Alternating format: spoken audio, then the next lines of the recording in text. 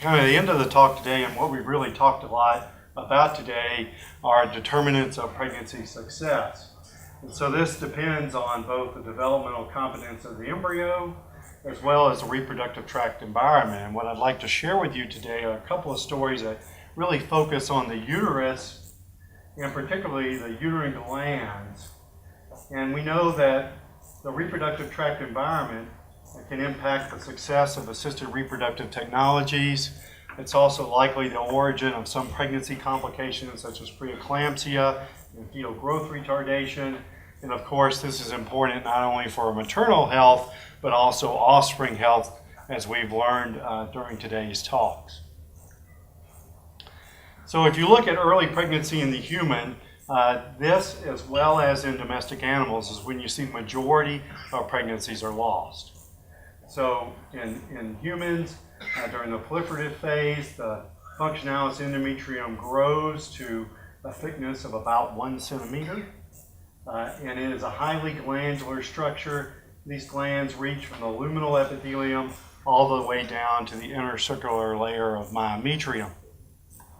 Now, we know from pretty much the last couple of decades of work that uterine secretions have been thought to be important for blastocyst apposition, attachment to the luminal epithelium, and nidation of the embryo into the uterine wall to establish pregnancy.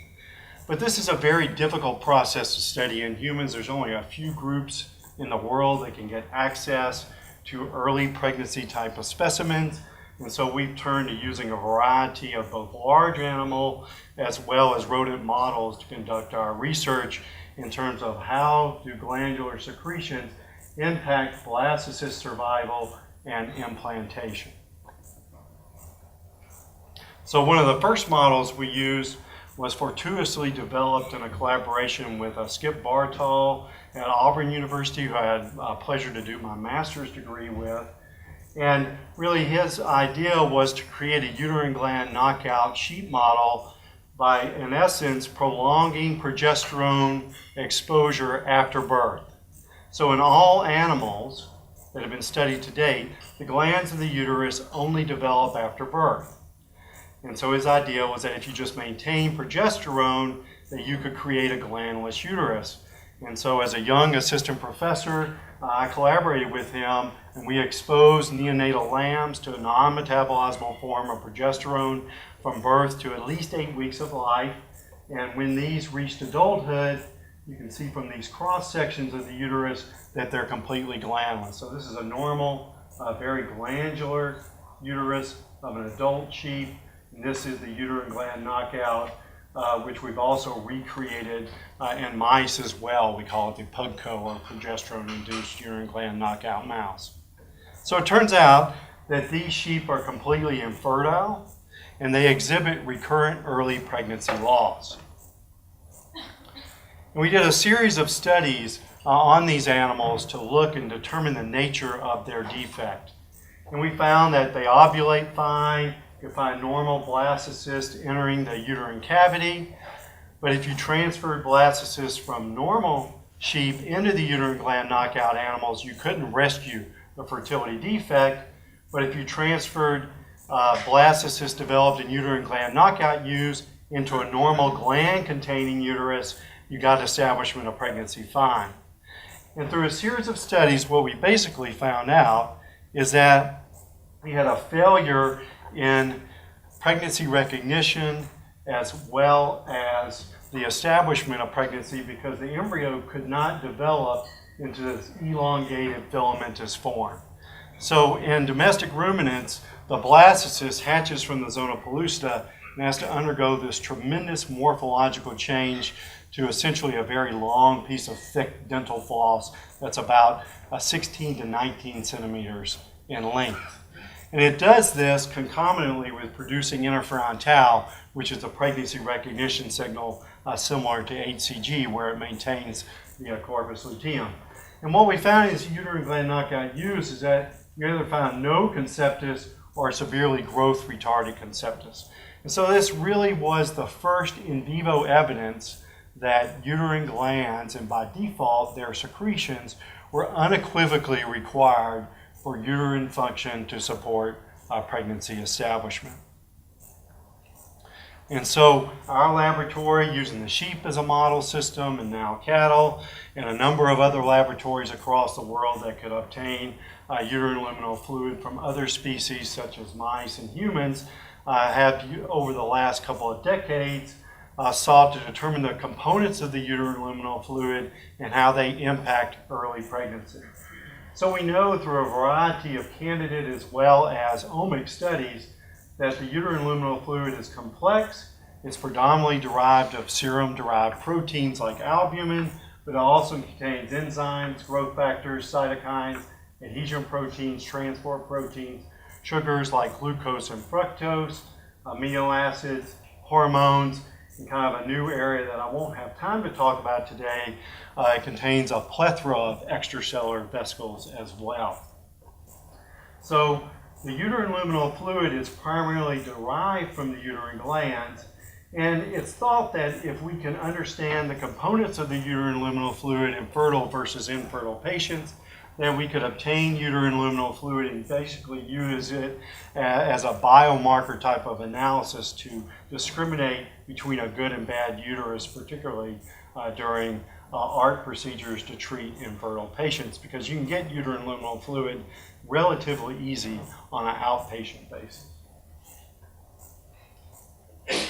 So using the uterine gland knockout sheep, and at the time, the current omic technologies back then were differential displace PCR and subtractive hybridization. This was before next generation sequencing.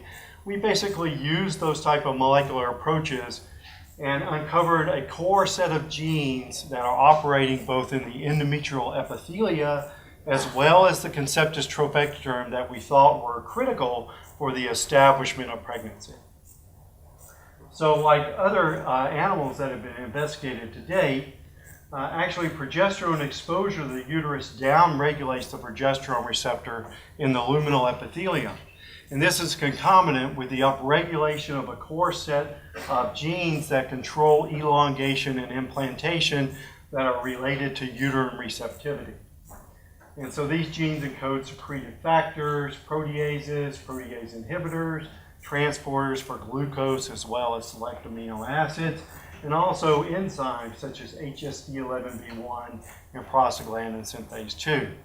Now, if an appropriately developed conceptus is present, the trophectoderm is secreting factors that in turn act to upregulate a number of these uterine receptivity genes. So prostaglandins generated by the trophectoderm, interferon tau, and HSD11B1 regenerated cortisol act on the uterine luminal epithelium as well as the glands to upregulate these genes that in turn promote trophectoderm survival, proliferation, migration, attachment, and adhesion for the establishment of pregnancy. And so we used in situ hybridization and immunohistochemistry, and we discovered probably 30 or 40 different genes as well as biological pathways that we thought were important for the establishment of pregnancy that all stem from analysis of the uterine gland knockout model. Now, it's okay to look by in situ hybridization and immunohistochemistry, but to really understand the functional consequence of these, that is, test these ideas out at a mechanistic level, we then developed a series of approaches using the sheep as a model system where we could do in vivo mechanistic studies. And particularly what I'd like to share with you for this part of the talk is work that we conducted on this axis of regenerated cortisol, prostaglandins, and interferon tau. And what I want you to note as we go through these next series of studies, that the enzymes that produce prostaglandins and regenerate cortisol are present both in the conceptus trophectoderm as well as the endometrial luminal epithelium. So you have the ability to generate relatively high levels of these factors at the conceptus maternal interface, and the receptors for these different molecules are also present in both tissue types. So how do you discriminate when you use pharmacological inhibitors? How do you understand the cell-specific roles of these? And that's what we basically have tackled over the last decade or so. So our hypothesis was that you had a feed-forward mechanism where prostaglandin synthase 2 metabolizes arachidonic acid, you produce prostaglandins. This prostaglandins actually stimulate HSD11B1 to regenerate active cortisol from inactive cortisone. Cortisol can act through the glucocorticoid receptor, and other prostaglandins that are generated through the actions of prostaglandin synthase 2 can actually act on nuclear peroxisome proliferating activating receptors like PPAR gamma. And we showed through infusion of prostaglandins or cortisol that we could stimulate the uterine receptivity genes that we thought were important for elongation and implantation. But this still didn't solve in terms of the fact that if these receptors and enzymes are present both in the trabeculae as well as the endometrial epithelium, which ones are more functionally important in terms of this pathway, and in general, are these pathways important at all for pregnancy establishment? So we used a series of different studies that I'm going to go through now, where we used pharmacological inhibitors, we used morpholino loss of function studies, we attempted lentiviral transgenesis, and now have turned to genome editing using CRISPR-Cas9 nuclease technology. So essentially what we're trying to understand is how does this ovoid blastocyst grow and develop into an elongated filamentous type conceptus, which is required for the establishment of pregnancy. Also, we know that we can derive blastocysts entirely in vitro, but they have to be transferred into the uterus to undergo this elongation process because they need the secretions that are present in the uterine luminal fluid that emanate from the uterine glands. So the first work that we did is we simply infused selective inhibitors of either prostaglandin synthase 2 or HSD11B1. So we actually verified, first of all, using sheep, that the selective inhibitors did indeed only target one or the other enzyme. And then we developed a procedure using these osmotic, Alzette osmotic pumps. So these are 2 mil reservoir pumps. They're about the size of my thumb. We can basically attach them with tissue adhesive, i.e. super glue, to the outside of the uterus. You can connect the catheter from the pump and thread it through the uterotubal junction where you can actually deliver substances directly into the uterine lumen. You can do this in bred sheep because implantation of the pump actually doesn't disturb pregnancy if you implant the pump after the blastocysts have entered into the uterus, which would be day 8 or day 10.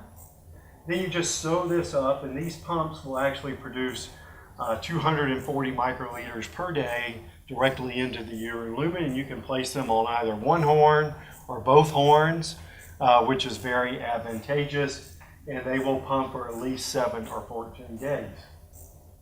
So in this work, we implanted them on day 8 or day 10, and then we analyzed the conceptus on day 14, and this is just an example of what we published, where if you put in control vehicle, you get a very nice elongated filamentous type conceptus. But if you infuse either meloxicam or PF915275, then you get an ovoid type blastocyst that won't elongate. So this would basically indicate that both the activities of prostaglandin synthase 2 as well as HSD11B1 are important for elongation and formation of a filamentous type conceptus. The problem with these pharmacological inhibitors are that given that both of these enzymes are present in the conceptus trabeculoderm as well as the endometrium, which one is more important? Because effectively we've inhibited the enzymes in both tissue types. So we turn to these morpholinos. Now, these have been very popular, particularly in zebrafish and C. elegans for the last decade or so. They are antisense oligonucleotides that basically bind to the 5' untranslated region of target messenger RNAs, and they inhibit the translation. So essentially, you aren't degrading the RNA, but you're preventing the ability of the RNAs to be translated into protein. So these oligonucleotides are designed where they're nuclease resistant, and we test them out using an in vitro check system before we actually do the in vivo studies. So they will specifically target the conceptus trophectoderm, but not the endometrium. So if you put in labeled, rhodamine labeled morpholinos, you can see here that they're taken up and delivered into the trophectoderm, but I don't have pictures of it, but actually the luminal epithelium and glands do not take up the morpholinos at all. And we use this endoporter delivery agent. So we used this very successfully a number of years ago to show that the endogenous retroviruses of sheep, the envelope protein, is important for trophectoderm development and survival. And so we just adapted that technology and then tried to answer the question, if you inhibit HSD11B1 or PPAR gamma or interferon tau itself, what is the functional consequence of inhibiting these in the conceptus trophectoderm on conceptus survival and elongation? So I'll just summarize a couple of different publications that we recently had in biology or reproduction. So this is a control non-targeting morpholinos. You get a robustly developed conceptus, which has a very nicely organized trophectoderm with an endoderm, and it's proliferating according to this Ki67. It is not undergoing apoptosis. But if you infuse HSD11B1 morpholinos, actually the conceptus is pretty poor looking. It's not a very happy looking conceptus. Proliferation rates are lower, and we've upregulated apoptosis in the trophectoderm. In addition, if we inhibit PPAR gamma, which is a nuclear receptor for different prostaglandins, again, we get kind of the same phenotype where we get a degrading or degenerating conceptus, proliferation is affected, and in many of the conceptuses you have an upregulation of apoptosis. Now in these studies, we also knock down interferon tau, which is a pregnancy recognition signal, as well as type 1 interferon receptors, which respond to interferon tau. So here, another robustly developed conceptus in the controls. If we knock down interferon tau, we retain proliferation, but we're upregulating apoptosis. So this indicates that interferon tau acts on the endometrium to also stimulate genes that are important for conceptus growth and development, very similar to the effects of HCG, which were discovered by Ozgi Fazli-Abbas in Grand Rapids. But if you knock out the interferon alpha receptors, actually there's no effect on conceptus elongation, indicating that the effects of interferon tau are in the endometrium rather than autocrine on the conceptus itself. I also threw this in because it's always nice that not everything you inhibit always has an effect on the morphological event or developmental event, what you're trying to study. So basically, what we discovered over the last couple of years using this type of approach was that if you pharmacologically inhibit prostaglandin synthase 2 or HSD11B1, that these enzyme systems are important for conceptus maternal interactions and establishment of pregnancy, and that HSD11B1 is particularly important for the trophectoderm. So that enzyme is operational in the trophectoderm itself. Interferon tau acts on the endometrium to stimulate these as well in some unpublished studies. But what about the glucocorticoid receptor and the prostaglandin synthase 2? Well, it turns out that one of the downfalls of morpholino technology are that due to the steric properties of the way that the 5' untranslated region folds, you can't always inhibit all target mRNAs. There are some that just can't be inhibited using this morpholino approach. The other kind of downside to the morpholinos is that it's really hard to look at off-target effects, because essentially you have to do proteomic screens to look for off-target effects, and so it's very difficult to do what I would call supreme validation studies. So the other problem with the glucocorticoid receptor is there's no physiologically relevant GR-specific antagonist. So we can inhibit using RU46, but that also will disrupt progesterone receptor function, which we had also already published. This compromises the establishment of pregnancy. So we turned to using another approach, and at the time, lentiviral transgenesis was becoming very popular. This was published by Russ Anthony's lab at Colorado State in sheep, also by Mike Soares' lab, using rats and mice at Kansas University Medical Center. So you can conduct loss of function studies using RNA interference, where you screen for different siRNAs, develop short hairpin RNAs, which will basically cause degradation of your target messenger RNA. The other way you can do it is to overexpress a dominant negative version of something, where you inhibit target gene expression. There's a lot of design considerations, such as what type of promoter do you use? Do you use a fluorescent marker to ensure which cells are actually successfully delivered in terms of expressing the transgene? And there are significant problems, and I think this is one of the reasons in terms of adenoviral or viral gene therapy, that we know that there's significant mosaicism, there's silencing of the transgene through epigenetic mechanisms, and to be honest, in vitro effects are not always replicated in vivo. So I'm going to summarize about 4 years of our work. We conducted this when my lab was at Washington State. We were really good at making green embryos. So the nice thing about lentiviral transgenesis is you just take blastocysts and you denude off, you take away the zona pellucida, you infect them with a GFP-expressing lentivirus, and it only targets the trophectoderm, so you don't have to worry about targeting the inner cell mass. And we can make green glowing blastocysts. If we transfer them into uterus and look 6 days later, we had beautiful green glowing conceptocysts. So very nice, very repeatable.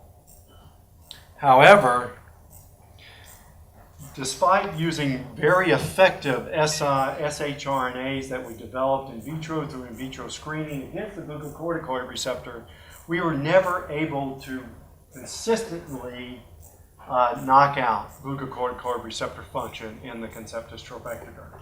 And indeed, this is just a series of studies in which some conceptuses we got knocked down, but the majority of them, even though they were glowing green, which basically indicated integration and expression of the transgene, this bicistronic cassette that included the glucocorticoid receptor shRNA, we could never get reproducible results. And so it turns out that this is both good and bad. So there's some nice publications, one from Russ Anthony's lab, where he knocked out or knocked down chorionic somatotropin hormone 1 or placental lactogen. And indeed, most human conditions, you don't have a true null. So you have a heterozygous or at least a diminished type of function. So it might be relevant, but at least in our hands, we've had a very difficult time getting this reproducibly, and we tried many generations of different lentiviruses, as well as adeno-associated viruses, and so we actually completely have given this up. So what we turned to right about the time in which we had pretty much throw our hands up and said parlay was when the CRISPR-Cas9 nuclease engineering and genome editing kind of hit the forefront. And so we were one of the first labs that really accomplished this using a large animal model, and it rapidly integrated this in terms of our tool set. And I didn't introduce CRISPR-Cas9 technology because I figured Randy Prather from the University of Missouri would do that.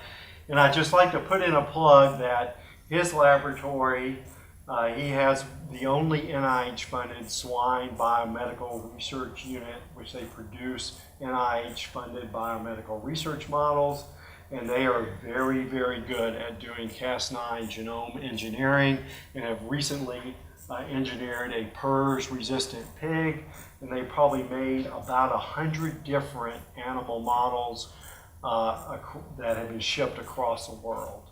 And so he's very effective at that.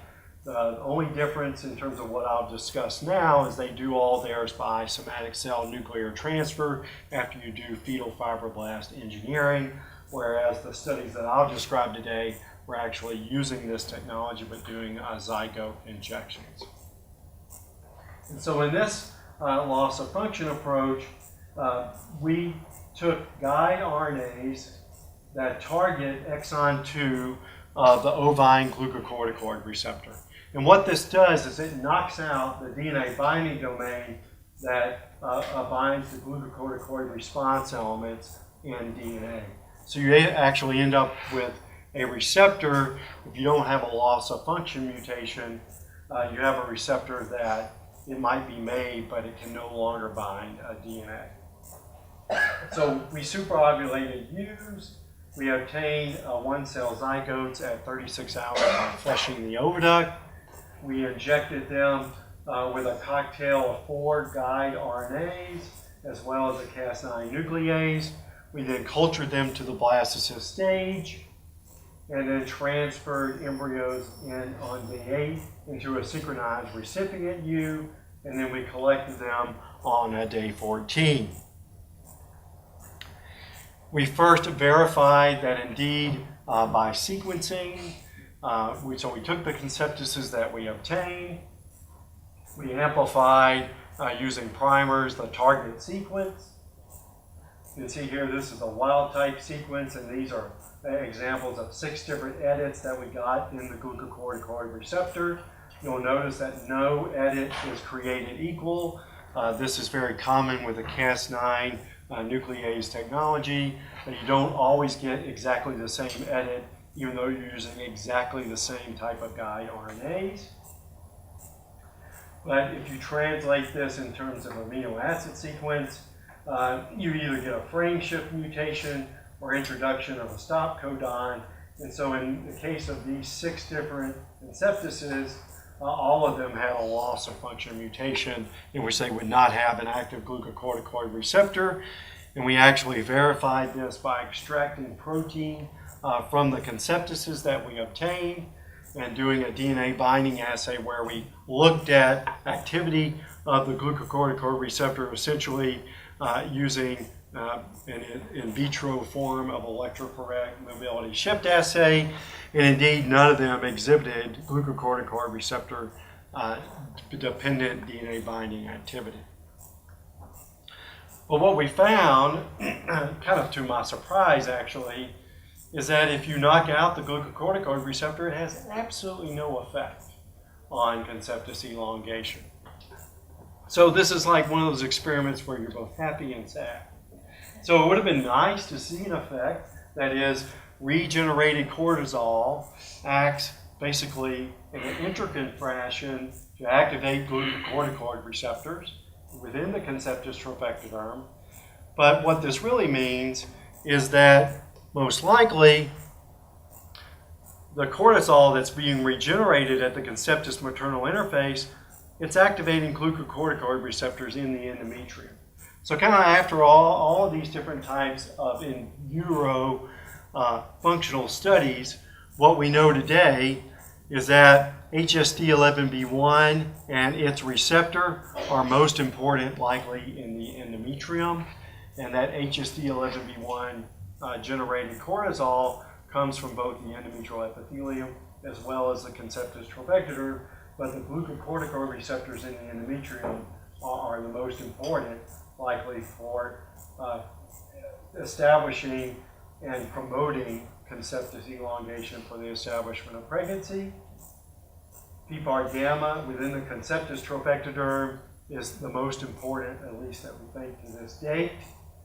And currently we're conducting studies on doing loss of function, CRISPR-Cas9 mediated loss of function studies with prostaglandin synthase 2. This has turned out to be a little more complicated than we thought because prostaglandins may control hatching of the blastocysts. So if you mutate that gene in a zygote and you have 2 null alleles, the embryos won't hatch. So now we're having to do assisted hatching and then transfer them into the uterus. And because of the seasonality of sheep, which I think somebody indicated earlier, it means that basically that's a study that we're doing this fall. So for the final part of today's talk, I want to switch to cattle.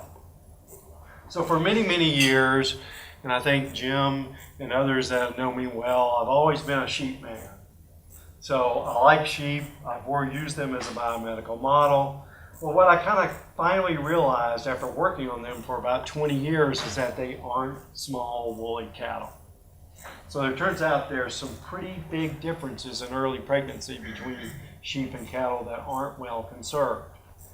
And in the United States, in terms of economic impact, cattle have a lot more impact in terms of sheep. So in order to understand cattle physiology, we established a collaboration with University College Dublin with Pat Lonergan and Neve Ford.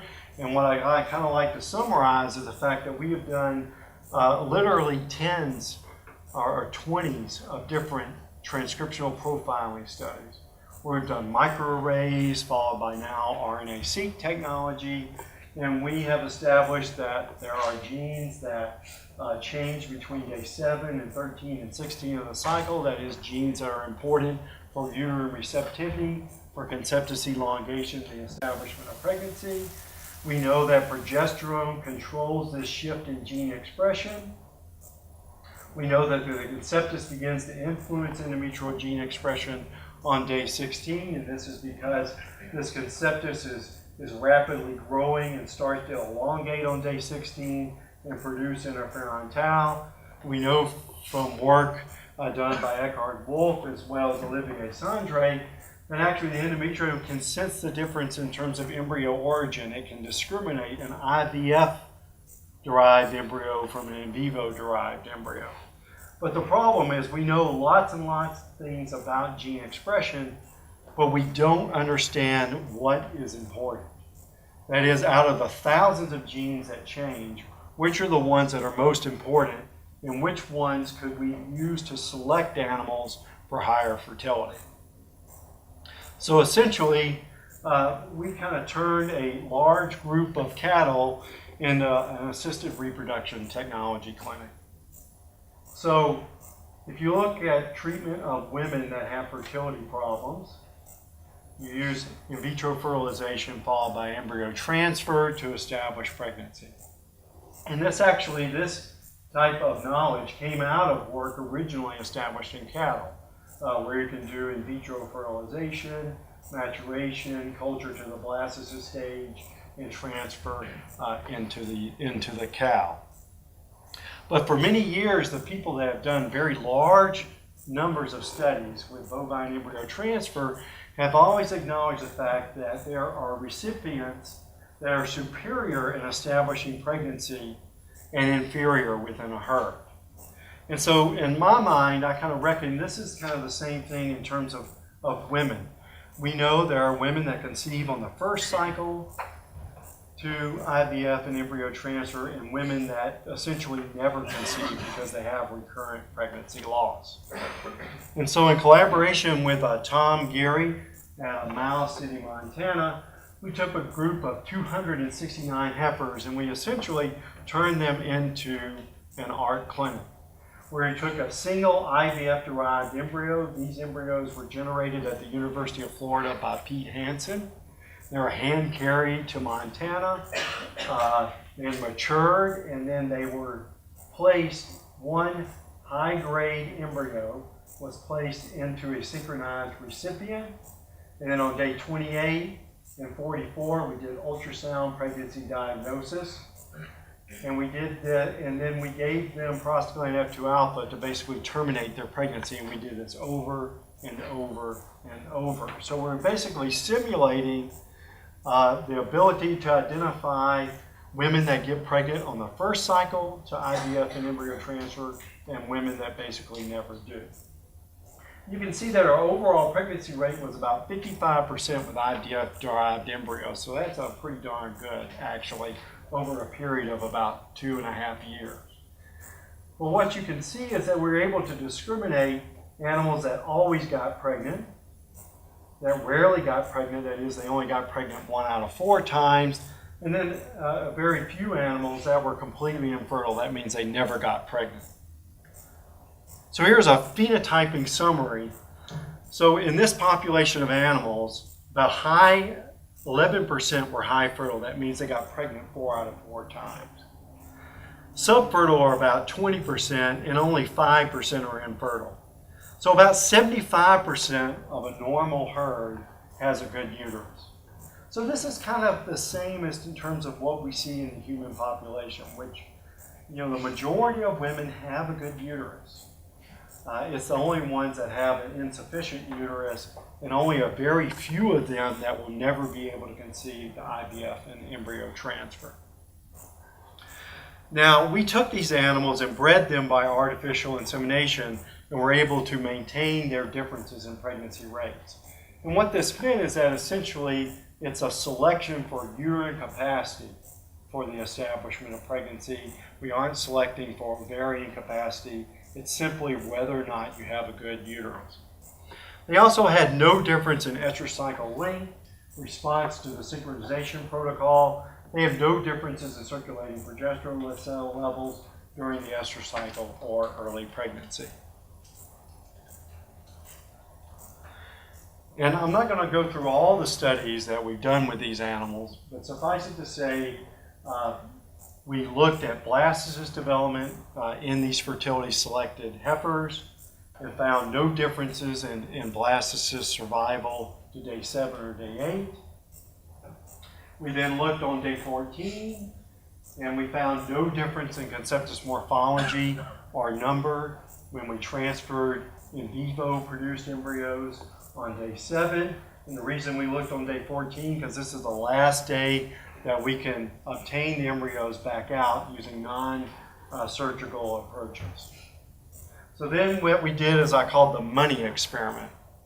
So we hypothesized that these animals would have a defect in conceptus elongation.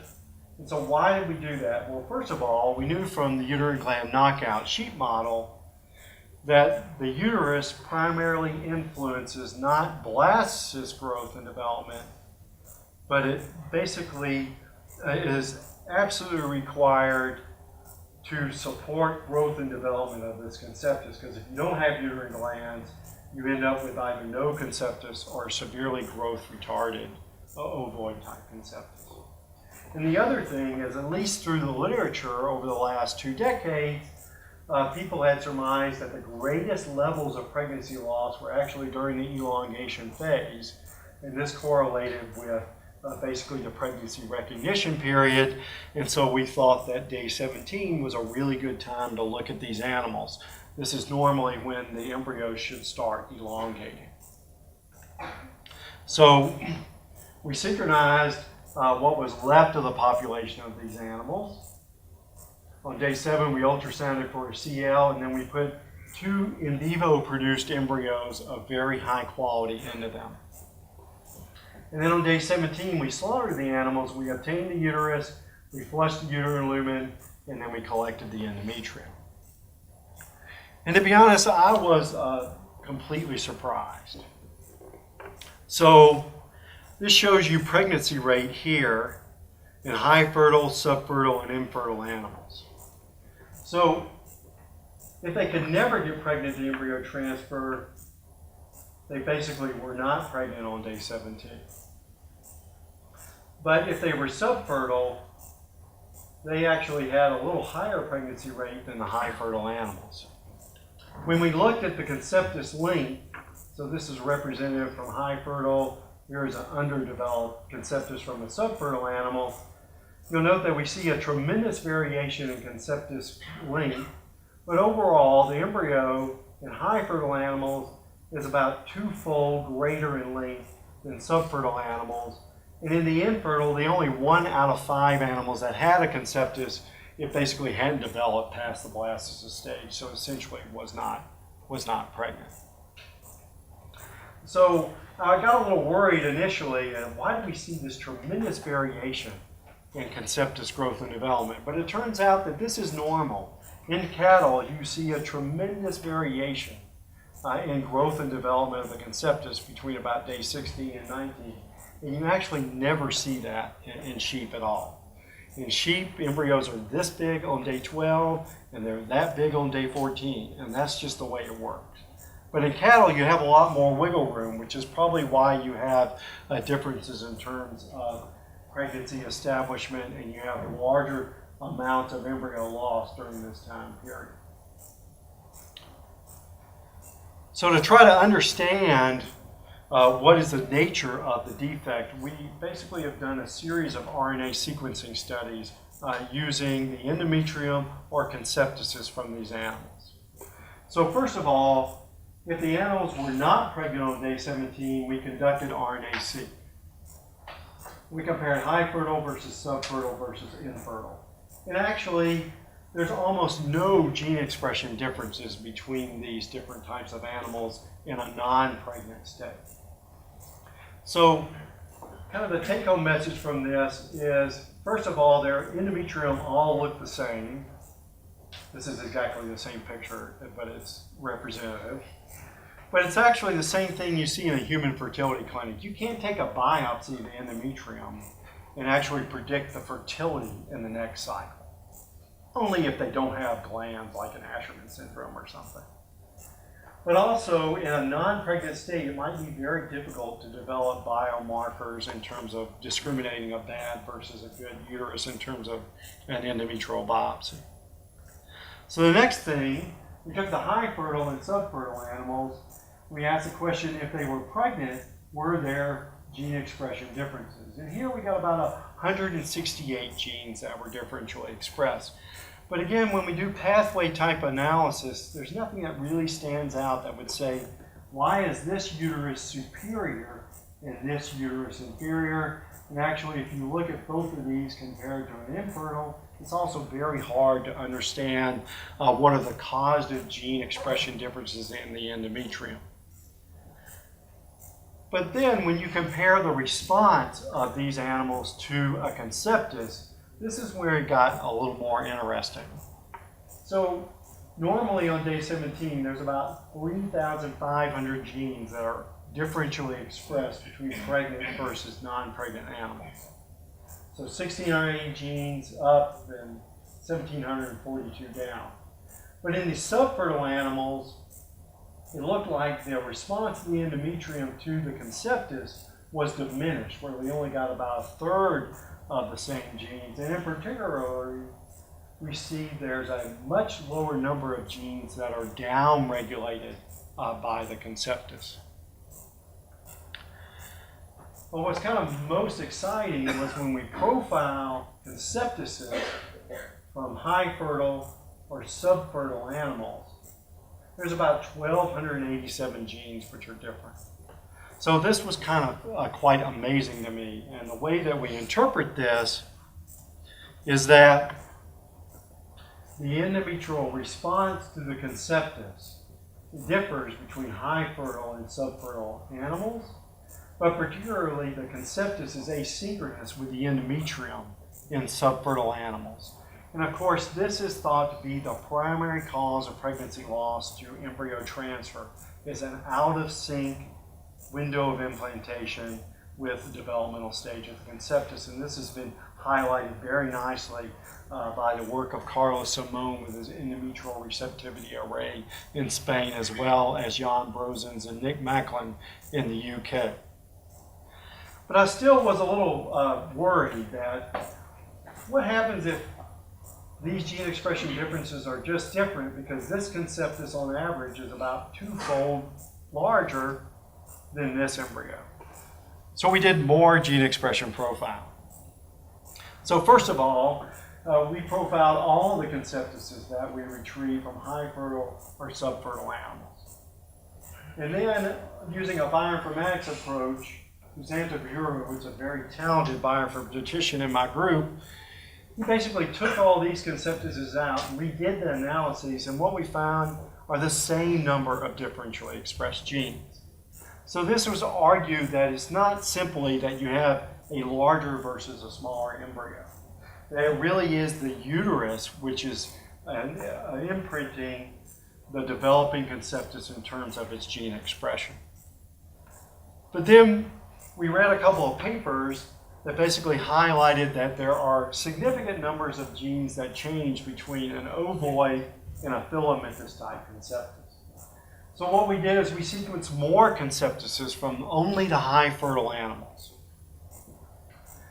And then we put them in artificial, either long or short categories. And then we asked the question, are there gene expression differences? So here, the embryos are about threefold difference in terms of their size.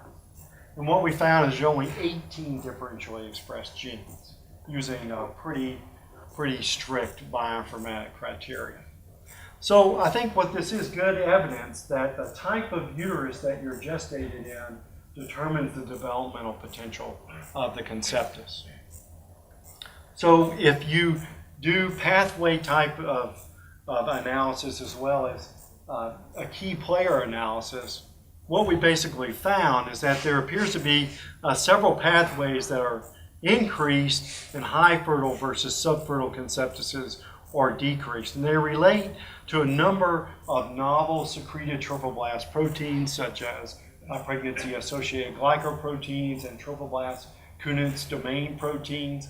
Actually, these have been known to be present and secreted by conceptuses, but their role in terms of pregnancy establishment has never been actually shown. We're currently targeting these for analysis by CRISPR-Cas9 genome engineering. And also genes involved in lipid metabolism.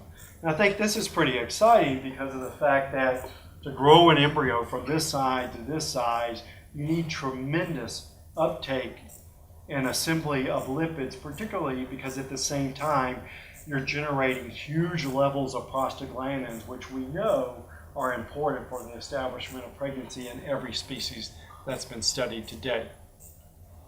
But there are genes that are not different, and those are genes like interferon tau, and this completely made sense because the embryos are essentially just about twofold longer, but they're still secreting the same amount of interferon tau, which means they should be able to establish pregnancy. But what we know is that these embryos do not establish pregnancy in the subfertile animals. That is, they are lost by day 28 of gestation. And so the idea that the primary defects in terms of pregnancy loss are due to elongation of the conceptus is actually not an acceptable hypothesis. So we're actually retooling our lab now to look at the post-elongation phase of pregnancy establishment. And so what does this involve? Well, particularly on day 18 here, you can see this is the inner cell mass, or the embryonic disc. This is the extraembryonic trophectoderm. But within a period of about 16 days, you have developed a fetus as well as a placenta that is starting to undergo proper placentation with a derivation of these binucleate cells and multinucleated syncytia, which are essentially kind of the homologs of the syncytio trophoblast.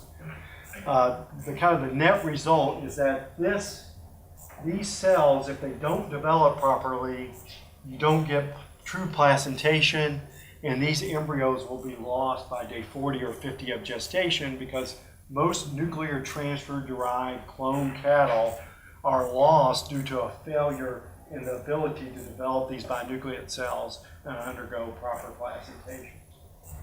And indeed, some nice work from Milo Wilbank's lab that was summarized in a publication in Thyrogenology last year really highlights some evidence that's emerged in the dairy cow that pregnancy loss is highest in lactating dairy cattle that are not heat stressed between days 19 and 32 of gestation. And we're certainly are actively working in this area right now.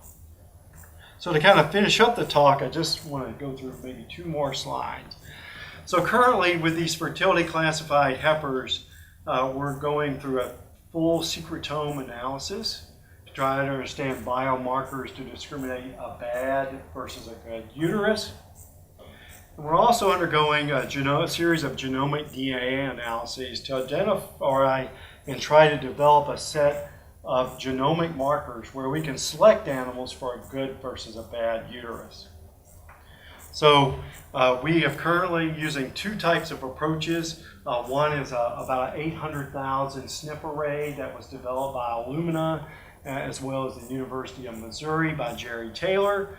And we have done a GWAS study with 30 high fertile and 55 low fertile, where we group the subfertile and infertile cattle into one category. You can see that there are significant associations for fertility phenotype. We have 31 loci, with the bulk of those loci are actually present on the X chromosome, with a pseudoheritability estimate of 0.74, which is pretty good. So you're probably going in the back of your mind, well, this is pretty low numbers. So we're following this up in a study where we fertility classified 25,000 Holstein heifers in collaboration with Joe Dalton in Parma, Idaho, at a heifer raising facility.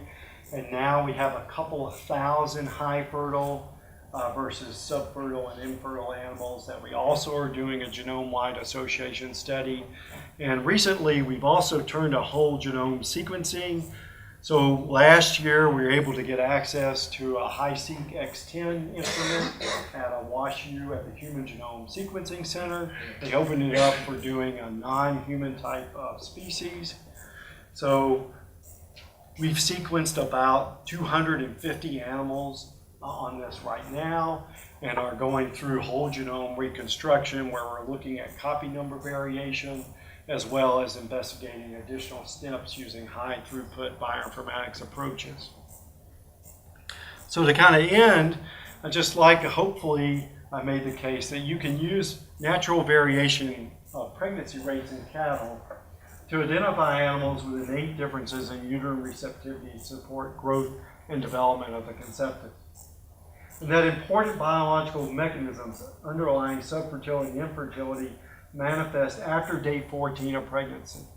And you're probably thinking, well, why is this actually very novel? Well, it turns out that because you have to slaughter animals to study pregnancy after this time point, the bulk of the information that we have is really on pregnancy rates and mechanisms operational and only on day 7 and 14. So this involves altered endometrial response to the conceptus, and I think our data has shown that this impacts conceptus development from the establishment of pregnancy. But the good news is that the majority of heifers have a good uterus. And we think that our genetic markers may be identifying animals at birth in terms of whether or not you should keep them in a breeding population or essentially put them into a feedlot and not waste your time in terms of raising an animal with a bad uterus. And you're thinking, well, it's only about 5% of animals.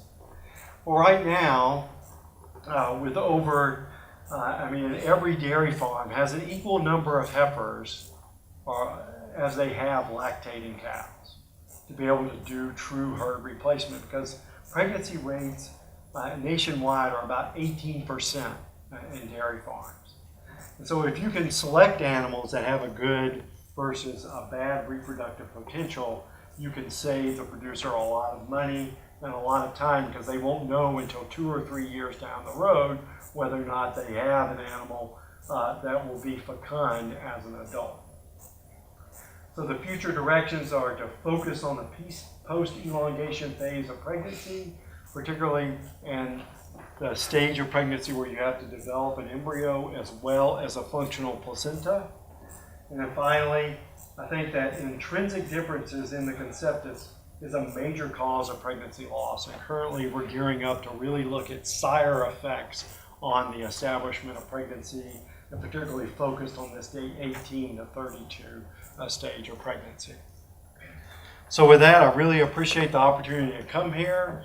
Really enjoyed the hospitality. All the talks today have been wonderful. and I'd be happy to entertain any questions that you have.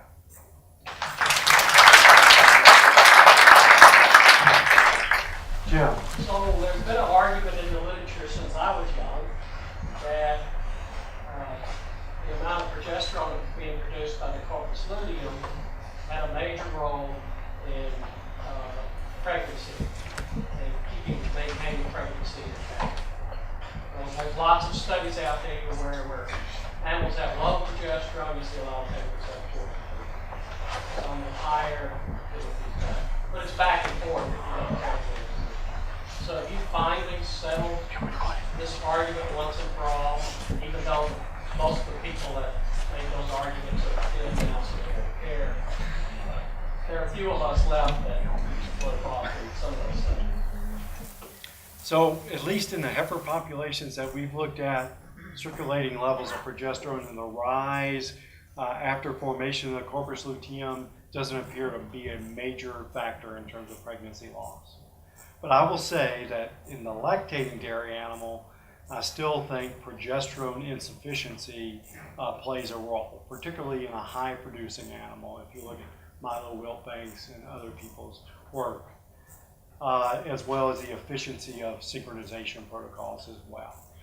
But I think at least in the meta-analyses of progesterone supplementation, those studies have not shown a beneficial effect on pregnancy establishment in dairy cattle. Right. So the question is progesterone important during the growth of the embryo, or is it possible that progesterone is important prior to the cycle, prior to the cycle that the embryo would be growing? Do you have any data that would suggest that progesterone prior to luteolysis, just prior to ovulation, fertilization, would have any impact on uterine function in the subsequent cycle? Level of progesterone. So that's a great question, Richard. And I think it's probably two different areas. So if you go back, there's some old work done, I think in the 70s and 80s in sheep. It may have been by Bob Seamark's group, where they were basically doing embryo transfer and in the cycles with progesterone before, so the cycle before, basically progesterone pre-treatment. And they did see a significant effect on the ability of the uterus to support pregnancy. And certainly in the estrous synchronization schemes for the double ob sync and some of those that you've been involved in, certainly that same paradigm is holding true. Mike Smith at the University of Missouri has a very nice study with progesterone and estrogen as well. It also may relate to the quality of the oocyte as well, in terms of that and imprinting that. So there's a number of things that it can relate to. I'm just curious if you know anything related to that.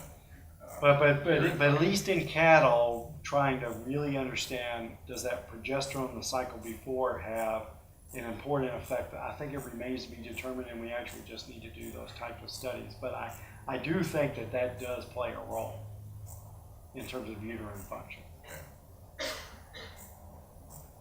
Ozzy? So Tom, I was looking at the data with your subfertile animals that have a 90% pregnancy rate, and then you said by day 28 they lose those pregnancies. I'm just sort of reminiscent of some of the stuff that Jan Rosen and his group have done in terms of recurrent pregnancy loss patients, where it appears that the endometrium itself cannot distinguish between a good and a bad embryo. And essentially what it seems to do is that once those stromal cells destabilize, they basically accept anything, and then you get the recurrent pregnancy loss.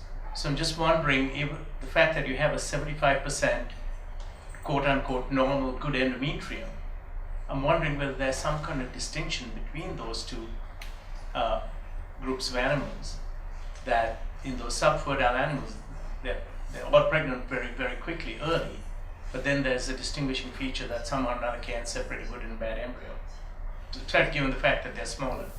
Right, and I think what you just said is 100% correct. Is that the ability of that subfertile endometrium to manifest effect on conceptus establishment of pregnancy is actually later even though it's already beginning to do that type of impact. What we need to do now is basically develop in terms of true good versus bad embryos, and that's a lot harder where to really try to understand that. And so we're trying to develop some models with Mike Smith to be able to do that, because it's not as simply, at least as easy as like putting in a grade 1 versus a grade 3 blastocyst. We probably really need to go back and essentially use immature versus mature oocytes and kind of get into that, or use oocytes from lactating versus non-lactating cattle and things like that. But I think you're 100% correct, is that eventually that endometrium basically is always set up for a successful pregnancy. And it really can't discriminate the difference, because even in the studies where they look at IVF versus in vivo derived embryos, they saw some perturbations in gene expression, but none of them would be substantial enough to basically kill the pregnancy on that day. There were no differences, let's say, on day 19 in terms of pregnancy rate. Yeah. Thank you. I can phenotype all those cows you're going to genotype for a bad uterus. Were there AMH? No, I mean, how are you going to do it? You said you were going to genotype essentially 25,000 animals to see if you could identify the genotype that's associated with the good and the bad uterus. Right. The way you phenotyped them in that study was to do consecutive recurrent embryo transfers at least 4 times. Right. Yeah, 4 times. You're going to do that on 25,000 animals? So on the dairy cattle work that we've done, no, we can't do it by embryo transfer. I don't have enough money from the NIH for that. So, well, what we are is working on a facility that only breeds animals by artificial insemination with just 2 breeders. And so we basically have been able to do records analysis to identify animals that got pregnant on the first conception to AI and that were culled because they never got pregnant to AI. Okay, so it's not going to be the ET phenotype. No, we would never be able to do that. So I would love to do that, but it's probably better to develop a marker based on a natural service than an embryo transfer, given that the bulk of everything is bred by artificial insemination and not embryo transfer. Okay, so I think with this, we're gonna thank all of our speakers today and all of you for staying till the end.